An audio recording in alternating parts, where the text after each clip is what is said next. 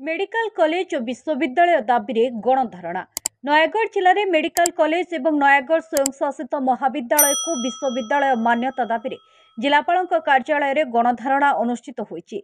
समाजसेवी प्रमोद पट्टनायक आवाहकत्व में आयोजित गणधारण सर्वश्री कमरेड विश्वनाथ महापात्र, आईनजीवी रंजित दास, आईनजीवी प्रताप नंद, सांबादिक रामकृष्ण रथ, श्रमिक नेता श्रीकांत पट्टनायक, कमरेड गोलोक मुदुली, परिवेशविद सुकांत चौधरी, डॉक्टर निर्मला सूर्यदेव प्रमुख वक्तव्य रखिते।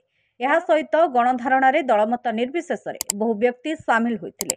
नयगढ़ जिले में आखपाख 5टी जिलार छात्र छात्री शिक्षा निर्भर करुछन्ति। नयगढ़ एवं शिक्षार प्राणकेन्द्र पलटि। जिला सदर महकुमा अवस्थित स्वयंशासित महाविद्यालय को विश्वविद्यालय मान्यता दीर्घ दिन धरी दाबी होई आसुथिबा बेले याकू अणदेखा करा जाउछि। नयगढ़ जिले में मेडिकल कॉलेज स्थापना करने बहु पूर्वर दाबी होई आसुछि।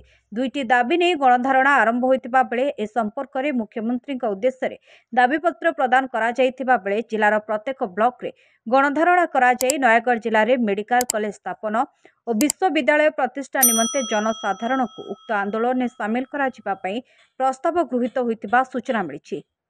Nayagarh Jitun Mahapatra report, public media.